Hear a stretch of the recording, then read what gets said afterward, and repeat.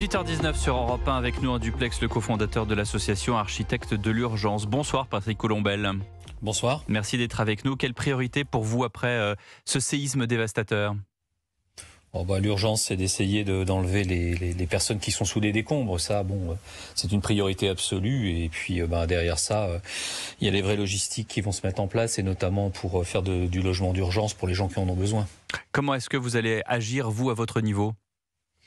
Dans l'immédiat, on va essayer de regarder un petit peu comment on peut opérer via nos confrères sur place, architectes, ingénieurs, parce qu'il y a une chose qui va se passer, c'est qu'il y aura de la mise en sécurité à faire sur les bâtiments, à savoir des périmètres de sécurité pour les bâtiments dangereux, ceux qui sont à évacuer, ceux qui sont éventuellement à réparer, et puis d'autres qui sont accessibles, de manière à évacuer le plus possible les problématiques qui sont liées au relogement d'urgence, qui doit se faire normalement dans des tentes ou des choses qui sont temporaires, pour qu'on puisse attaquer ultérieurement des reconstructions pérennes, définitives. Pour l'instant, on cherche encore. Il y a une course contre la montre qui est faite. Comment est-ce qu'on cherche ? Quels sont les procédés pour retrouver encore, avec l'espoir de retrouver des survivants ?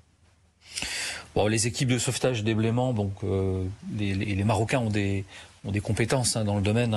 Ils ont des équipes qui sont tout à fait formées. Il y a aussi des moyens de chantier, parce qu'il faut des moyens de chantier pour pouvoir enlever, sortir escaver, envoyer du matériel sur les accès de route aussi, également dégager des routes. Donc c'est toutes ces opérations là.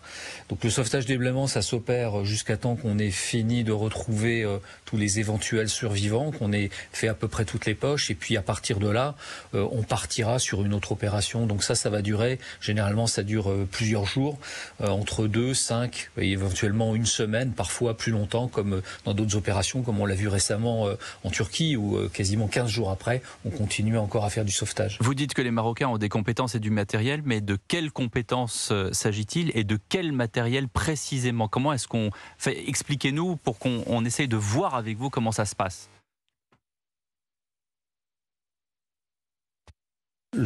Le principe est le suivant, vous avez besoin de matériel. Dans le matériel dont vous avez besoin, il faut des engins, il faut à la fois des hommes qui soient formés.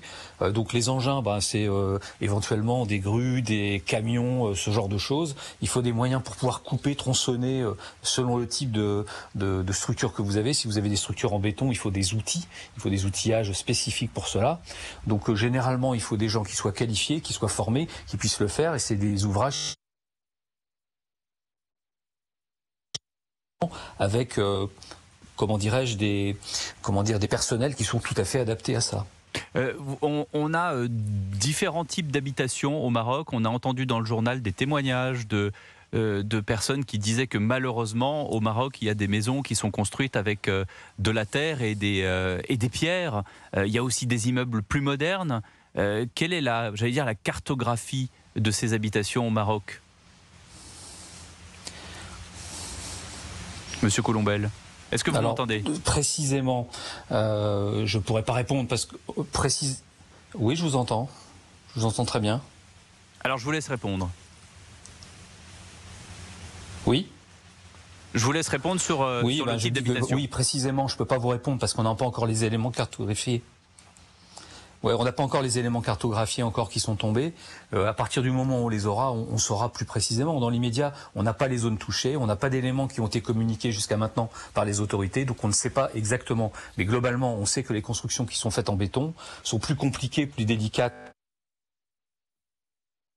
Monsieur Colombel, je pense qu'on va vous rappeler d'un téléphone normal parce que malheureusement il y a beaucoup de problèmes de liaison. Dans un instant, Patrick Colombel, architecte de l'urgence, et pour l'instant c'est Mamamia Mentissa. Mamamia Mentissa, pardonnez-nous pour ces coupures. Il y a un logiciel qui s'appelle Reportit qui normalement fonctionne bien, mais là ça ne fonctionne plus du tout. Donc vive le téléphone normal. Patrick Colombel. Je m'excuse auprès de vous pour ces problèmes techniques qui sont liés à ce logiciel qui visiblement est complètement dépassé. On va donc reprendre notre interview là où on l'avait laissé. Même si on n'a pas la cartographie des immeubles marocains, il y a donc, je le disais, des immeubles qui sont faits, comme on l'a dit, on l'a entendu dans le journal, dans les reportages, qui sont faits en terre et en pierre, et d'autres qui sont des habitations plus modernes. Comment est-ce qu'on agit dans l'une et dans l'autre des habitations ? Alors, les habitations qui sont faites en terre ou avec ce qu'on appellera du pisé ou parfois des gens appellent ça du torchis, ce sont des constructions qui sont relativement légères en réalité et qui sont avec des petits éléments qui sont quasiment opérables à la main. C'est-à-dire quasiment à la main avec une brouette, avec peu de choses, on est capable facilement d'intervenir. Par contre, aussitôt qu'on est sur des constructions qui sont en béton, là ça se complique parce que c'est beaucoup plus résistant. Il y a des phénomènes techniques qu'on est obligé de traiter, à savoir quand vous avez des grosses poutres, ce genre de choses, vous êtes soulevé, c'est extrêmement lourd. Et là, il faut des engins de levage, il faut des systèmes pour faire du sauvetage et déblaiement. D'abord, ça se fait très fréquemment. Vous êtes obligé d'utiliser des chiens de manière à trouver si éventuellement il y a des victimes. Dans les deux cas, c'est le cas. Mais là, vous pouvez éventuellement envoyer aussi des chiens sous les décombres. Vous pouvez aussi envoyer des caméras sous les décombres. Et dans ce type de bâtiments qui sont des structures en béton, souvent, c'est là où on a des poches de survie. C'est là où on arrive à retrouver des gens plus facilement que dans les maisons qui sont classiquement plutôt en terre, qui sont assez compactes et qui s'effondrent sur elles-mêmes. Il va ensuite falloir reconstruire. Comment est-ce qu'on peut s'assurer, puisqu'on l'a entendu justement encore une fois dans le journal, malheureusement ces constructions sont parfois un peu hasardeuses. Comment est-ce qu'on peut s'assurer d'une construction aux normes dans des pays comme le Maroc ?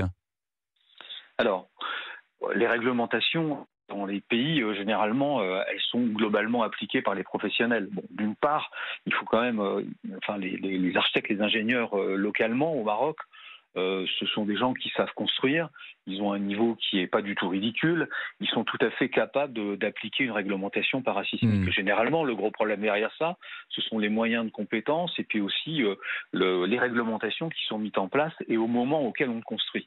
Parce qu'il ne faut pas oublier une chose, c'est que la réglementation parasismique, elles sont relativement récentes. La dernière, celle qu'on utilise nous, elle a une dizaine d'années. Celle qu'on utilise en France, qu'on utilise plutôt en Europe même, ce qu'on appelle l'Eurocode 8, c'est quelque chose qui a une bonne dizaine d'années, 2011 exactement. Depuis 2011, on utilise cette réglementation, mais il faut savoir que tout ce qui a été fait avant, ça n'a pas été fait aux règles parasismiques ici, dans le territoire national, et eux, ils ont les mêmes problèmes. Et puis c'est une réglementation aussi qui évolue en fonction des séismes, en fonction des catastrophes. Toute catastrophe fait augmenter le niveau de compétence, de connaissance, et nous fait agir sur une réglementation. Ça met du temps. Parfois, c'est quelques années, voire une dizaine d'années, pour avoir une nouvelle réglementation qui tient compte de tous les phénomènes que l'on observe sur les constructions, de manière à pouvoir faire des constructions plus sûres et avec des matériaux qui soient adaptés aux matériaux que l'on utilise aujourd'hui. Merci beaucoup Patrick Colombel d'avoir éclairé justement notre lanterne sur ces questions qui sont des questions techniques.